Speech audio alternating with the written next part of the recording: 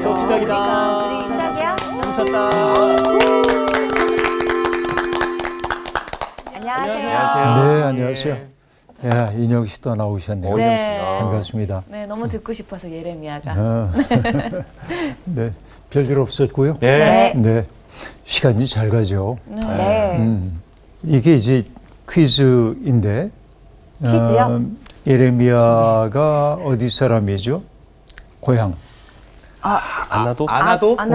네. 기억력도 굉장히 좋은데. 옷도 오늘 비슷해. 그거 어떻게 다 기억을 하고 있었죠? 네.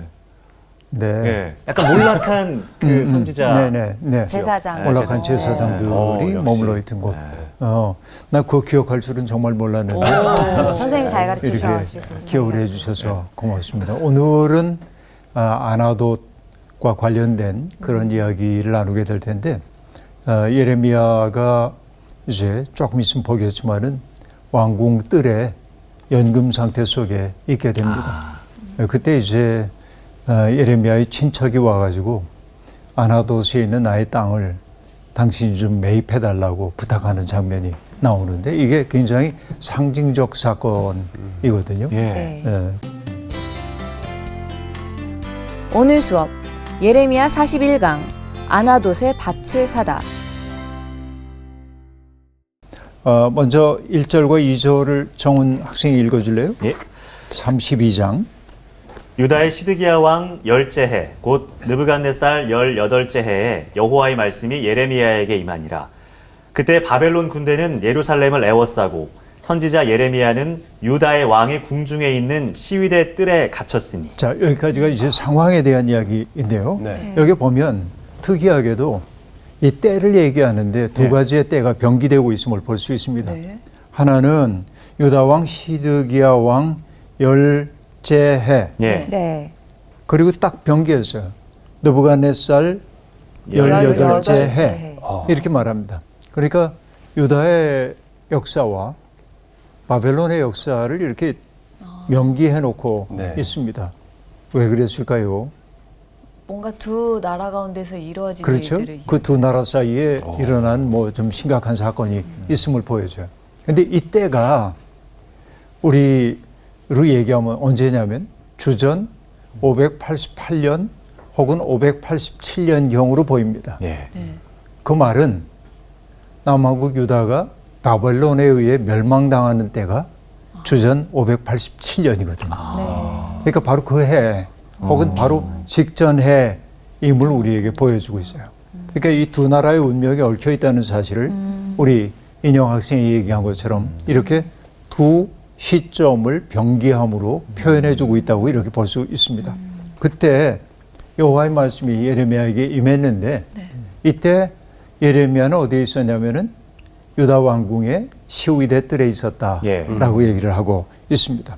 그러니까 이건 감옥이라기보다는 그 뜰에 있었다고 하는 걸 볼 때 일종의 연금 상태 속에 그러니까 왕도 예언자를 너무 함부로 하기는 어려웠던지 뜰에 이렇게 연금 상태에 놨을 겁니다. 그러니까 예레미야는 어떤 때는 물 없는 구덩이에 던져지기도 하고 이렇게 연금 상태에 있기도 하고 온갖 어려움을 겪어요. 이게 예언자의 운명이기도 한데 그때 이제 갇혀 있습니다. 그런데 시드기야가 이제 예레미야를 가둬둔 까닭에 대한 이야기가 3절부터 5절까지인데 정훈 학생이 다시 한번 읽어주세요. 이는 그가 예언하기를 여호와의 말씀에 보라, 내가 이 성을 바벨론 왕의 손에 넘기리니 그가 차지할 것이며 유다 왕 시드기야는 갈대아인의 손에서 벗어나지 못하고 반드시 바벨론 왕의 손에 넘겨진 바 되리니 입이 입을 대하여 말하고 눈이 서로 볼 것이며 그가 시드기야를 바벨론으로 끌어가리니 시드기야는 내가 돌볼 때까지 거기에 있으리라. 여호와께서 이와 같이 말씀하시니라. 너희가 갈대아인과 싸울지라도 승리하지 못하리라 하셨다 하였더니 유다 왕 시드기야가 이르되 내가 어찌하여 이같이 예언하였느냐 하고 그를 가두었음이었더라. 네.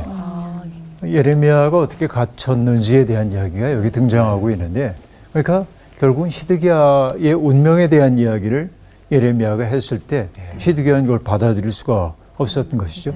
사실 왕이라고 하는 존재와 예언자는 늘 갈등 속에 있습니다. 그래서 흔히 이제 왕과 예언자를 얘기하면 왕은 현상 질서를 중요하게 여기는 사람이겠죠. 예. 예언자는 현상 질서를 유지하기보다는 뭔가 하나님이 원하시는 세상이 어떤지 미래적 가치를 얘기해 가는 거죠. 그러니까 여기에는 뭐냐면 현상 질서가 아니라 비전. 비전. 비전은 언제나 질서와 갈등 관계 속에 있습니다. 비전을 향해 나아간다고 하는 것은 질서를 뒤흔드는 일이기 때문에 그렇습니다. 그러니까 왕은 언제나 지켜야 할 게 많아요. 네. 그리고 예언자는 지키려고 하는 왕에게 그러면 안 된다고 얘기를 해요. 이 속에 늘 갈등이 있을 수밖에 없고, 그렇죠? 네. 갈등. 그런데 정말로 좋은 관계는 뭐냐면 예언자는 할 소리를 왕에게 하고 왕은 예언자에게 자문을 구하고 예. 예언자의 말을 들으면 얼마나 좋겠어요, 서로. 그렇죠? 아주 아름다운 관계였던 사람의 예를 들자면 다윗과 나단 경우입니다. 나단은 할 소리 하잖아요. 예. 바세바를 부당한 방법으로 취했던 그 다윗에게 지혜롭게 말하긴 하지만은 당신이 바로 그 사람이요 라고 정확하게 얘기한단 말이에요. 그러면은 다윗은 나단의 입을 막기 위해서 저 녀석을 가둬라 이렇게 안 하잖아요. 그렇죠. 네. 탁 무릎을 꿇잖아요. 내가 하나님 앞에 죄를 지었습니다. 이게 질서와 비전이 어떻게 창의적으로 교섭할 수 있는지를 보여주고 있는 것인데 이렇게 아름다운 관계는 많지 않고 언제나 예언자가 불편한 소리를 하면 왕은 그를 침묵시키기 위해 쫓아내거나 가두거나 이런 경우가 대부분이었습니다. 그러니까 이제 똑같은 경우가 예레미야에게도 작동되고 있음을 볼 수 있습니다. 근데 예레미야가 한 이야기는 왕의 입장에서 보면 매우 불쾌한 이야기입니다. 그것은 개인의 운명에 대한 이야기이기도 하고 그가 대표하고 있는 나라의 운명에 대한 이야기이기도 한데 하나님이 예루살렘을 바벨론 왕에게 넘겨주어서 바벨론 왕이 결국은 예루살렘을 점령하게 하겠다. 이게 첫 번째. 그리고 뭐라고 얘기합니까? 남아국 유다의 마지막 왕인 시드기야는 사로잡혀 바벨론 왕에게 끌려가 직접 항복하게 될 거다라고 말하는데 5절 말미에 보면 이런 얘기 나오죠. 입이 입을 대하여 말하고 눈이 서로 볼 것이며 예. 뭐 이상한 표현이 이렇게 등장하고 있지만은 뭐냐면 직접 대면하여 항복하게 될 것임을 얘기하는 대목입니다. 눈이 눈을 보고 입이 입을 보고 그리고 시드기야는 포로가 되어서 바벨론에 끌려가서 거기에 머물게 될 거고 그가 언제까지 그런 시련의 시간을 보내야 하냐면은 여호와께서 찾아가실 때까지 그렇게 얘기하고 있습니다. 실제로 시드기야는 바벨론 왕에게 사로잡혀서 눈을 뽑혀요. 눈을 뽑히고요. 눈 뽑히기 전에 바벨론 군대가 시드기야 아들들을 죽이는 모습을 보게 합니다. 그러고는 그의 눈을 뽑고 그리고 그를 묶어가지고 바벨론으로 끌고 가고 그리고 시드기야는 바벨론에서 결국 죽고 맙니다. 이게 이제 시드기야의 운명인 걸 우리가 볼 수 있는데요. 그리고 이제 시드기야가 하나님 보시기에 악을 행한 왕이었나요? 악한 일을 행하였죠. 그러니까 그래서 예레미야가 하고 있는 얘기는 바벨론에 저항해서 지금 싸우려고 하지만은 예루살렘을 포위하고 있는 바벨론 군대와의 싸움에서 너희는 지도록 돼 있어. 그게 하나님의 섭리이기 때문에 이렇게 말합니다. 이 말이 불편했어요. 그래서 시드기야가 가둡니다. 이건 뭐와 같으냐면은 사람들에게 더 이상 예레미야가 그런 이야기를 하지 못하도록 하기 위한 조치이기도 하죠. 그런데 여러분 옛날에 우리가 유언비어란 말 들어보셨어요? 유언비어. 흐를 유자를 쓰잖아요. 그렇죠? 말이 흘러가는 거예요. 비어라고 하는 거 뭐냐? 톡 쏘는 말이거든요. 그러니까 유언비어는 없는 얘기를 사람들에게 꾸며내는 것처럼 보이지만 그 뜻을 보면은 정사, 그러니까 힘 있는 사람들이 보기엔 유언비어처럼 보이는데 사람들 사이에 진실이 유포되는 게 유언비어 처럼 여겨지면서 유포되는 경우가 제법 많이 있었습니다. 왜냐하면은 언론이 힘 있는 자들에 의해 장악돼 가지고 사람들에게 공식적인 언론은 진실을 보여주지 못할 때 사람들은 거기에 순응하는 것처럼 보이지만은 슬금슬금 뒤로 이렇게 얘기해서 진실이 전파되도록 한단 말이에요. 예. 이게 이제 유언비어, 흐르는 말, 탁 써는 말이란 찌라시 말이죠. 같은 이게 건가요? 찌라시. 뭐 무시무시한 그런 말이라고 볼 수 있습니다. 근데 어쨌든 말이라고 하는 게 가둬둘 수가 없어요. 사람은 가둘 수 있지만 네. 이 연자의 이 말은 갇혀 있을 수가 없습니다. 하나님의 말씀은 활동성이 있거든요. 예, 네. 갇힐 수가 없어요. 어리석은 짓을 지금 하고 있는 것이죠. 이게 이제 지금 예레미야의 상황입니다. 그러고는 그 맥락과 전혀 다른 이야기를 하고 있는데 지금 예레미야가 갇혀 있는 상황을 설명하기 위해 5절까지 얘기를 했고 네. 그리고는 그때 벌어진 한 사건을 얘기해 주고 있는데 일단 6절부터 8절까지를 나온 씨가 읽어주세요. 네. 예레미야가 이르되 여호와의 말씀이 내게 임하였느니라. 이르시기를 보라 내 숙부 살룸의 아들 하나멜이 내게 와서 말하기를 너는 아나돗에 있는 내 밭을 사라. 이 기업을 물을 권리가 내게 있느니라 하리라 하시더니 하나님의 말씀과 같이 나의 숙부의 아들 하나멜이 시위대 뜰 안에 나에게 와서 이르되 청하노니 너는 베냐민 땅 아나돗에 있는 나의 밭을 사라. 기업의 상속권이 너에게 있고 물을 권리가 너에게 있으니 너를 위하여 사라 하는지라. 내가 이것이 여호와의 말씀인 줄 알았으므로 네, 거기까지 일단 6절까지 이렇게 보는데 예레미야에게 임한 말씀입니다. 하나님이 미리 말씀하셨어요. 뭐라고 하냐면 내 숙부 살룸의 아들 하나멜이 올 거야.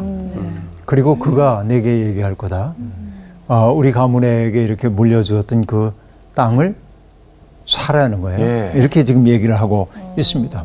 그리고 기업을 물을 권리가 내게 있느니라 이렇게 말하고 있어요. 예. 이게 네. 어떤 얘기일까요? 기업을 물을 권리라는 게? 뭐 결혼해서 애도 낳고 뭐 그런 거 아닌가요? 장자인가요? 예? 자, 이게 어떤 얘기냐면은 예. 이스라엘이 생각하고 있는 땅의 개념은 우리가 갖고 있는 땅의 개념과 좀 다릅니다. 가나안 땅에 들어왔을 때 하나님이 돈을 받고 사람들에게 땅을 나눠주지 않았잖아요. 네. 어떻게 했어요? 제비 뽑아가지고 예. 나눠주잖아요. 네. 그러니까 그 땅은 누구에게 속해 있어요? 누구 겁니까? 하나님 겁니다. 네. 하나님 거. 그러니까 잠시 사용권을 넘겨주는 거예요. 지파별로, 가문별로 나눠지잖아요. 그런데 예를 들어서 정훈 학생이 굉장히 힘들어졌어요. 사는 게. 네. 척박한 땅, 뭐 혹은 질병, 혹은 뭐 기근, 또 여러 가지 어려움 때문에 너무 어려워져서 살 수가 없어요. 지금 당장 돈이 필요한데 예. 이 땅을 가지고 돈을 좀 만들고 싶어요. 그러면 지파가 다른 인영 씨한테 내 땅 좀 살래? 이렇게 하면 안 돼요. 안 돼요? 왜냐하면 그 땅은 하나님 하나님이 정하여 주신 땅이기 때문에 지파에게.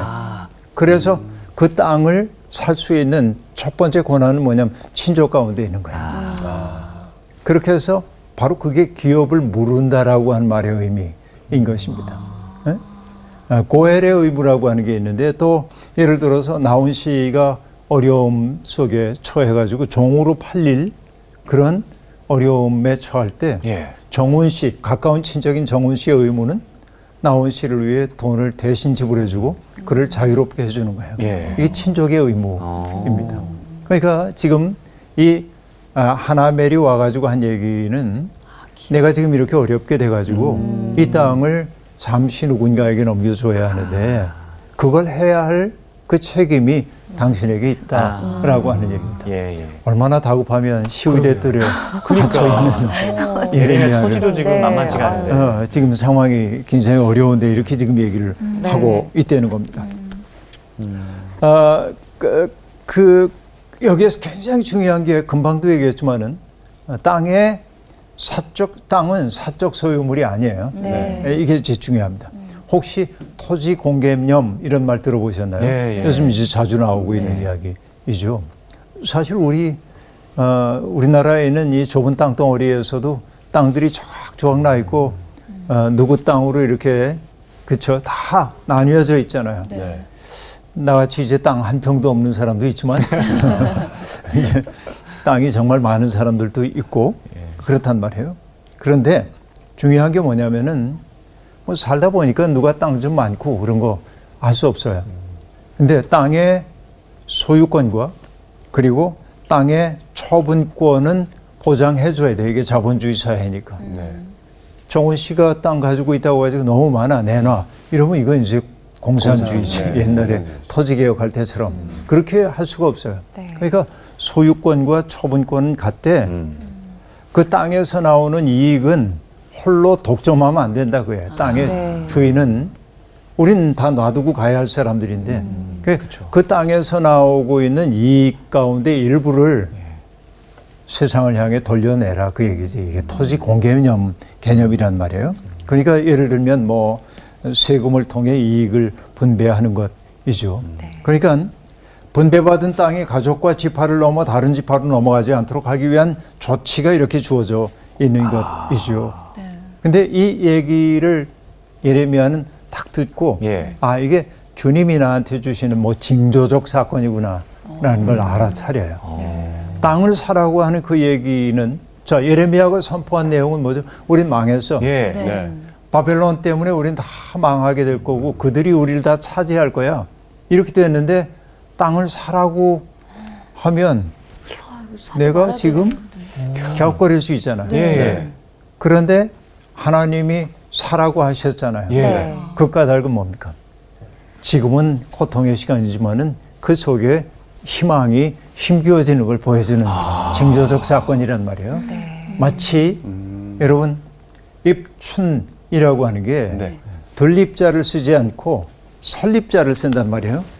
맞아요. 입춘할 때. 입춘대길.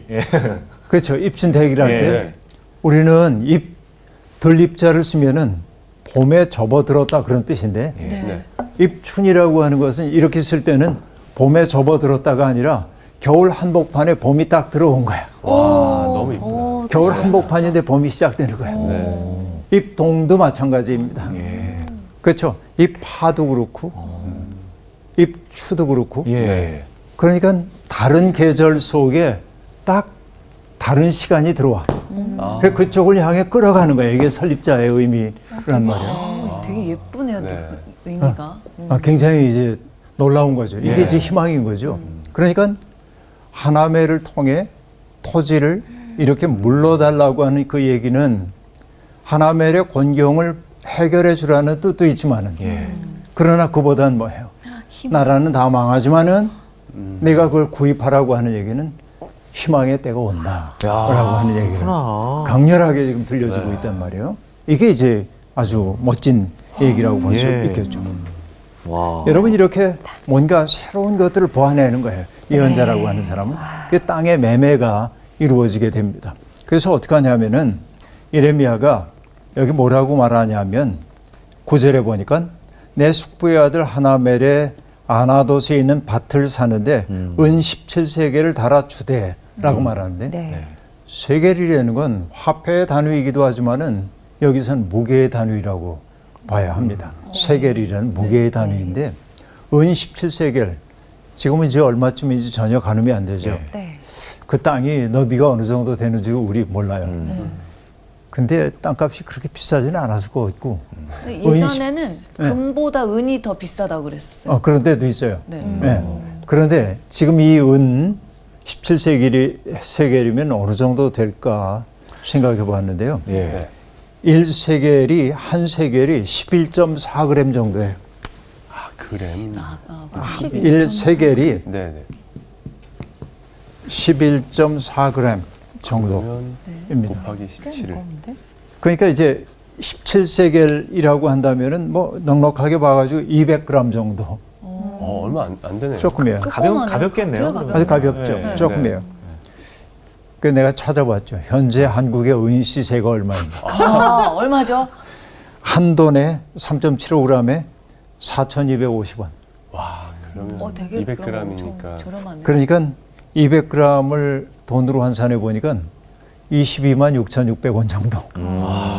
많지 않은 돈이에요. 그 정도를 이제 넘겨주고 뭐 예레미야가 돈이 많았겠어요. 근데 아무튼 이렇게 이제 넘겨주고 그 밭을 구매합니다. 그런데 친족 간의 구매라고 그래도 예. 정확하게 계약을 해야 하기 때문에 그들은 이제 법과 규례대로 봉인하고 봉인하지 아니한 매매 증서를 내가 가지고 오라고 말하는데 땅을 매매할 때는 언제나 문서를 2장을 써요. 네. 하나는 똑같은 걸 써가지고 하나는 중간을 꿰매서 봉인해둬요. 풀어보지 못하게 보관용입니다. 또 하나는 뭐냐면 봉인은 하지 않아. 두루마기를 적어서. 뭐냐면 누군가가 와가지고 그 당신 땅 맞아? 증거해봐. 그럼 열어서 보여줘. 이렇게 2개를 이제 만들어가지고 하나는 자기가 가졌다라고 얘기를 하고 있습니다.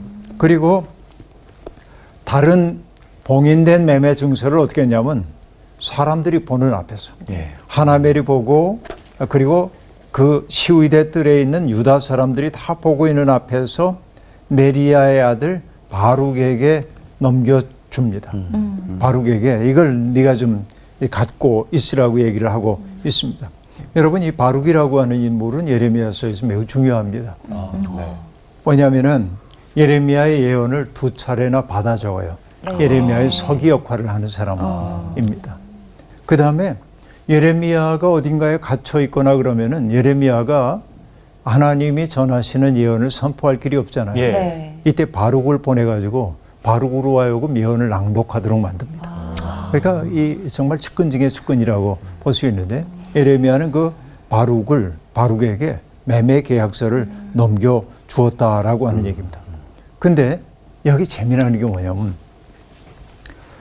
이 토지를 거래하는 게 정예들 몇 사람만 있으면 되거든요. 예. 네. 근데 지금 이제 예레미야가 하는 얘기는 나라 망할 거야 라고 얘기했고 이미 예루살렘을 에워싼 바벨론 군대가 막강해요. 언제 예. 망할는지 몰라요. 그런데 여기서 토지 거래를 해? 미친 거 아니야?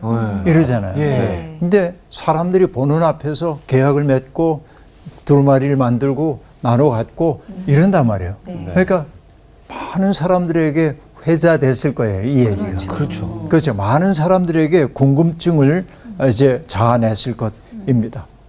근데 지금 얘기를 하고 있는데 여호와께서 바룩에 해야 할 일을 예레미야를 통해서 명령하고 있는데 뭐라고 말하냐면은 너는 14절에 보니까 이 증서 곧 봉인하고 봉인하지 않은 매매 증서를 가지고 토기에 담아 오랫동안 보존하게 하라 라고 얘기합니다. 오랫동안 보존하게 하라 라고 얘기합니다.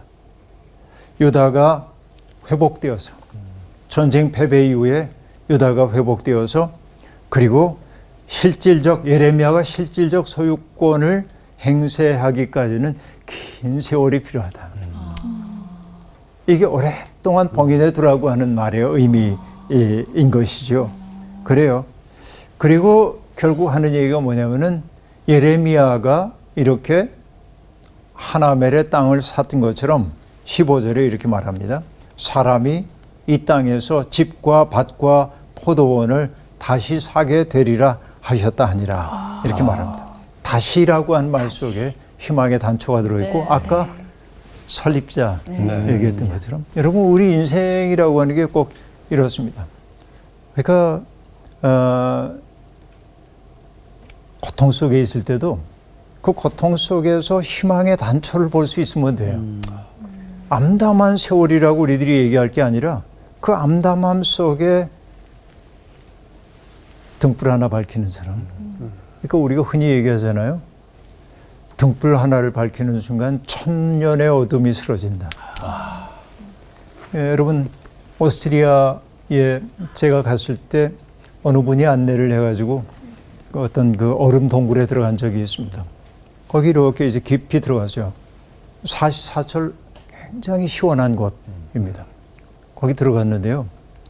거기 가이드, 거기 현지 가이드가 이렇게 얘기합니다. 여러분 태초의 어둠을 경험시켜 드리겠습니다. 움직이지 말고 계십시오. 네. 그리고는 불을 거기 이제 비춰졌던 동굴을 비추던 불을 딱 끄니까 정말 한 치 앞이 아니라 암흑. 완전한 암흑. 완전한 암흑.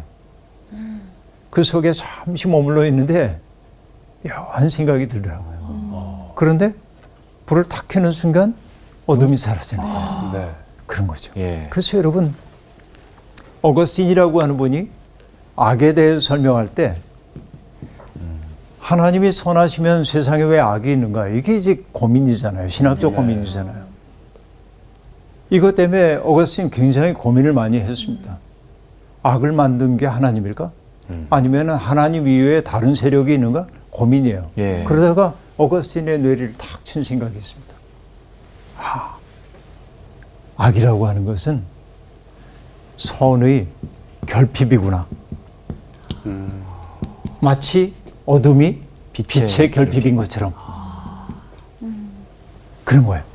그러니까 여러분 오늘 우리가 예수 그리스도가 우리를 보고 너희는 세상의 빛이다. 너희가 세상의 소금이다라고 얘기할 때 우리는 세상이 왜 이렇게 어두워라고 말하는 사람이 아니라 어두운 세상에 인간의 등불 하나를 밝히는 사람으로 부름받았단 말이죠. 그렇죠?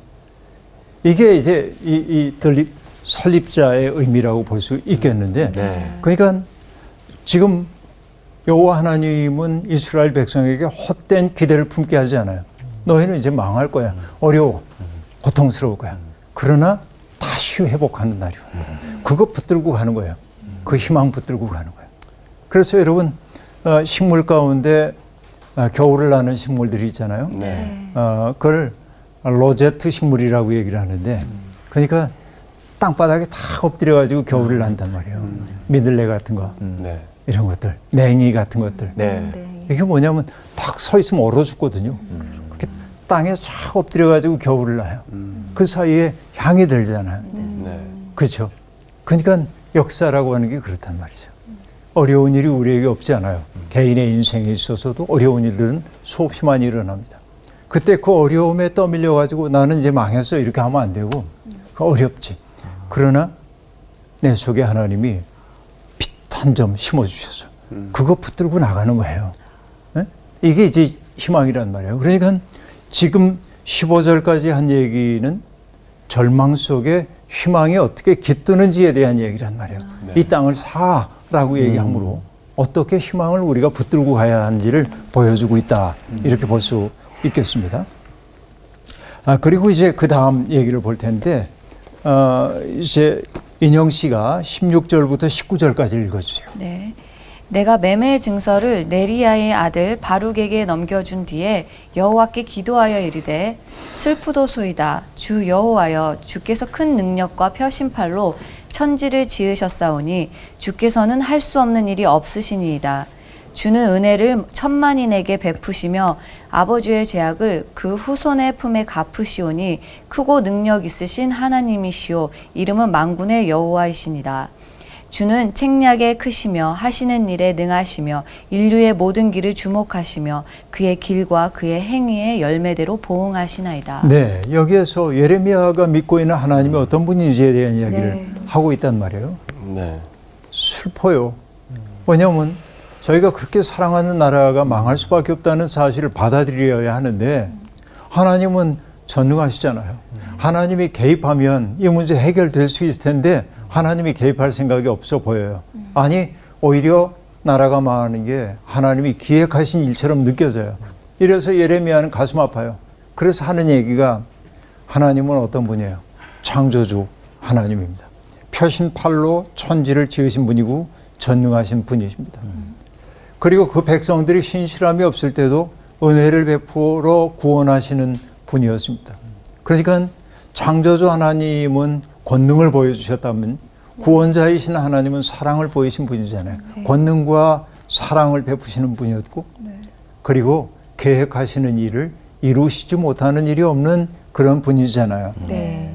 그리고 하나님은 땅에서 벌어지는 일에 무관심한 분이 아니란 말이죠. 네. 여러분 이신론이라고 하는 그 이야기를 들어봤는지 모르겠습니다만 영어로는 deism이라고 얘기하는데 이치를 뜻하는 이치. 하나님이 마치 시계를 만든 사람처럼 시계를 다 만들어 가지고 넘겨줬어.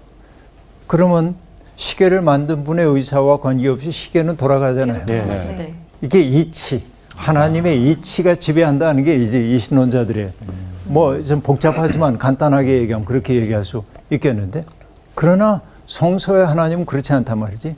세상을 창조해 놓고 너희들끼리 잘해봐 그러지 않고 개입하시잖아요. 예. 자꾸 속상해 하시고 맞아요. 기뻐하시고 그런단 말이에요. 이게 이제 성서가 전해주고 있는 하나님이죠. 이렇게 이러면 그걸 지금 알고 있기 때문에 표심팔로 세상을 창조하시고 강한 권능으로 그 백성들을 구원해 주시고, 그리고 인류의 모든 길을 주목하여 보시면서 개입할 때 개입하고 예. 내려놓을 때 내려놓고, 그리고 각자의 행동과 행실에 따라서 보응해 주시는 분이잖아요. 예. 그런 하나님입니다. 생각해 보니까 하나님이 하신 일은 놀라워요. 그래서 읽지 않았지만 20절부터 역사를 회고하고 있습니다. 애굽에서 정말 많은 징조와 기적들을 보이셨죠. 이스라엘과 인류 가운데서 구원을 베푸셨죠. 주님의 이름을 드높게 하셨죠. 네. 표적을 보여주셨고 기사를 보여주셨고 강한 팔과 펴신 손으로, 그렇죠? 큰 두려움으로 백성들을 인도하셨고, 그 백성들을, 말 안 듣는 그 백성들을 어떻게 했어요? 젖과 꿀이 흐르는 땅으로 인도해 주셨잖아요. 네. 네. 그럼 그쯤 되면 사람들이 정말 하나님 감사합니다. 네, 잘 믿고. 그 하나님 어쩌든지 그 뜻을 따라 살면 좋을 텐데, 사람들 그럴 것도 없이 우리들도 다 그렇죠. 아, 네, 맞습니다. 그러니까 여러분, 뭐 어느 영화에 나왔던 얘기, 뭐 우리가 삶 속에서 씁쓸하게 되뇌는데 호의가 지속되면 뭐 권리로 안 되나? 그런 말이 있잖아요. 내가 어떤 사람에게 호의를 베풀어요. 그럼 고맙잖아요, 처음에는. 네. 근데 그 다음에는 태도가 달라지는 거예요. 왜 지금쯤 나한테 이걸 안 해주지? 그 원망하는 마음이 생기고. 여러분, 이게 인간의 버릇 가운데 하나입니다. 그래서 선의를 가지고 어떤 일을 해줬을 때 그걸 지속적으로 고마워할 줄 아는 사람, 성숙한 사람이에요. 은혜를 아는 사람. 네. 그러니까 이게 하나님은 정말 가슴 아픈 거죠. 속상한 거죠. 네. 이렇게 많은 일들을 베풀어 줬는데도 불구하고 하나님을 신뢰하지 않는 거예요. 끝없이 자기 길을 찾아요. 표적을 본다고 해서 사람들이 하나님을 신뢰하게 되냐? 그렇지 않아요. 사람들은 표적 그 자체에 관심이 있지 표적을 행하시는 하나님에게 관심이 별로 없어요. 여러분, 도스토옙스키라는 문학가 아시죠? 네. 러시아 문학가. 이 도스토옙스키의 유명한 책 카라마조프 신의 형제들이라는 책이 있습니다. 명작의 운명은 모르는 사람은 없으나 읽은 사람은 별로 없다는 게 명작의 운명입니다만은. 근데 여기에 보면은 그 카라마조프 신의 형제들 가운데 무신론자인 이반이라고 하는 사람이 나오는데, 그 이반이 동생인 알료시아에게, 믿음 좋은 알료시아에게 들려주는 이야기 가운데 하나가 대신문관이라는 장이 나와요. 거기에서. 그러니까 때는 언제냐면 16세기 스페인의 세비야가 배경입니다. 이때 스페인의 세비야의 16세기는 종교 재판이 일어나는 때이고 마녀 재판하고 뭐 이러면서 이단자들을 불에 태워 죽이는 화형이 성행하던 때입니다. 그러니까 그 고통스러울 때 주님이 재림하셔요, 거기에. 그런데 그 모든 종교의 권한을 쥐고 있었던 대신문관이 예수님이 재림했다는 얘기를 듣고 예수님을 붙잡아다가 감옥에 가둡니다. 그리고 밤중에 찾아와 가지고 항의하는 거예요. 왜 오셨냐고. 오실 필요가 없었다는 거예요. 우리끼리 잘하고 있는데 당신 왜 왔냐고. 그러면서 당신은 과거에 실패했다는 거예요. 뭘 실패했다고 말하냐면 광야에서 사탄에게 시험 받았잖아요. 세 가지 시험. 네. 돌을 떡으로 만들고 또 성전에서 뛰어내리라고 하고 절 한 번 하면 천하만국 다스리는 권한 준다고 했는데 사람들이 정말로 필요로 하는 게 그거라는 거예요. 물질의 문제 해결해주고 신비의 문제, 권력의 문제, 이거. 그런데 당신은 사람들이 필요로 하는 것을 주지 않고 사람들에게 불편한 자유를 줬다는 거예요. 사람들을 자유인으로 인정하고 그들을 너무 성숙하게 취급을 했다는 거예요. 근데 사람들은 자유를 원하지 않는다는 거예요. 그러니까 당신이 돌을 떡으로 만들어서 인류의 문제를, 기근의 문제를 해결해주고 성전에서 뛰어내려서 천사들이 받아주는 걸 보면 우리가 종교인들이 노력하지 않아도 하나님 경외할 거고 뭐 이런 얘기예요. 네. 그럴싸하잖아요. 맞아요. 저 지금 혹했어요. 굉장히 그럴싸하게 들려오잖아요, 이게. 그런데 우리는 인류의 경험을 통해 아는 게 뭐냐면 돌을 떡으로 바꿔서 준다고 해서 사람들이 만족하고 행복할까? 아니요. 신비한 일 많이 본다고 하나님 경외? 아니요. 그 일에만 눈이 가는 거예요. 권력을 가지게 되면 세상 평화롭게 할 수 있다고요? 아니요. 이게 전부 아닌 거야. 그렇죠. 그러니까 예수 그리스도가 그 얘기를 가만히 들어요. 그러고는 어떻게 하냐면 대신문관 소설 속의 얘기입니다. 이제 오시지 말라고 문을 열어줘요. 대신문관이. 네. 그러자 예수님이 대신문관에게 입을 맞추고 떠나갑니다. 배신자까지도 끌어안는 사랑을 보여주고 있는 거죠.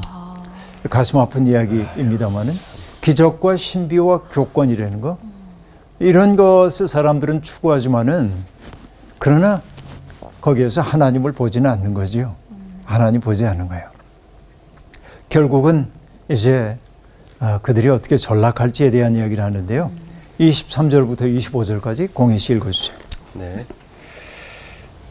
그들이 들어가서 이를 차지하였거늘 주의 목소리를 순종하지 아니하며 주의 율법에서 행하지 아니하며 무릇 주께서 행하라 명령하신 일을 행하지 아니하였으므로 주께서 이 모든 재앙을 그들에게 내리셨나이다. 보옵소서 이 성을 빼앗으려고 만든 참호가 이 성에 이르렀고 칼과 기근과 전염병으로 말미암아 이 성이 이를 치는 갈대아인의 손에 넘긴 바 되었으니 주의 말씀대로 되었음을 주께서 보시나이다.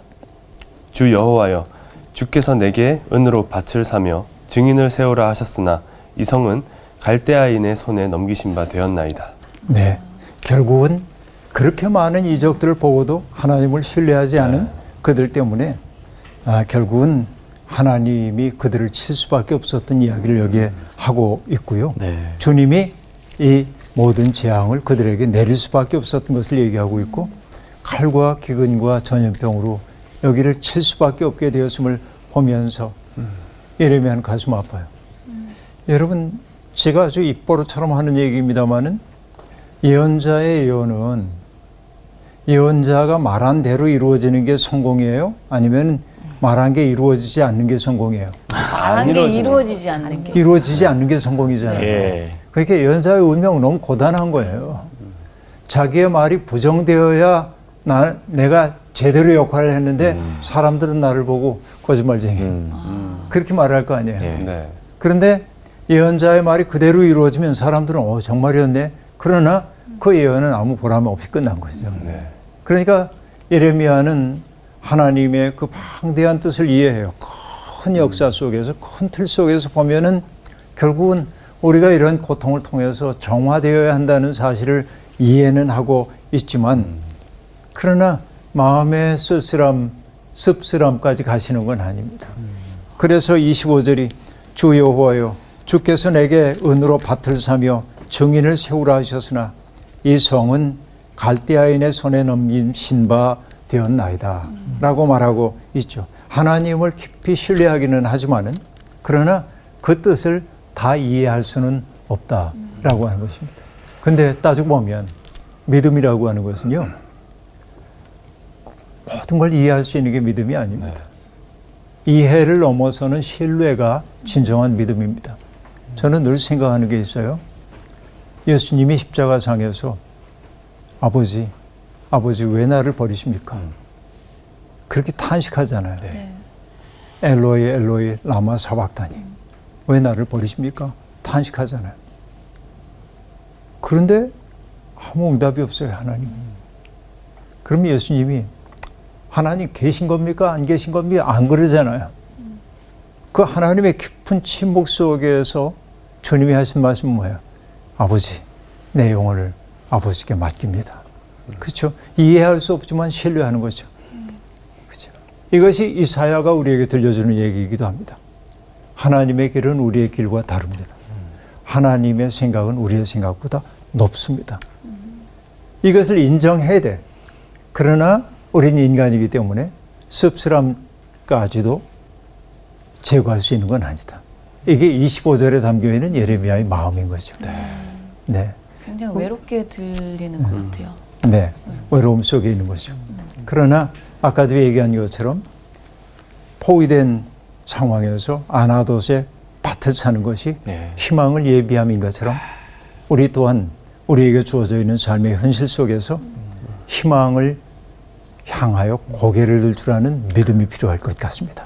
오늘 수업 마치겠습니다. 고맙습니다. 감사합니다.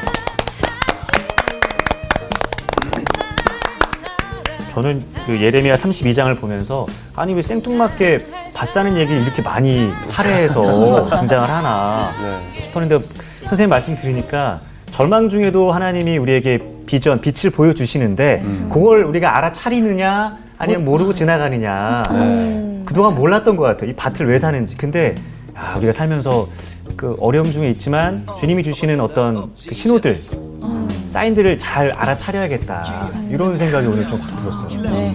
아니 얼마 전에 엄마랑 함께 쑥을 캐러 갔는데 엄마가 냉이도 캐셨어요. 근데 아까 목사님이 얘기한 그 땅에 탁 달라붙어갖고 기운을 그 버텼다는 그게 딱 와닿더라고요. 정말 그러니까 우리도 저 설 립을 그 냉이의 힘처럼 우리 삶 가운데 세우면서 살아야겠다는 생각이 들었어요. 오늘은 냉이국이다. 냉이국 먹으러 가야겠네요. 어떻게 먹어요? 네, 그러니까 그럴까요? 먹으러 가죠 뭐 지금. 네. 그래, 가시죠. 보여지지 않는 놀라움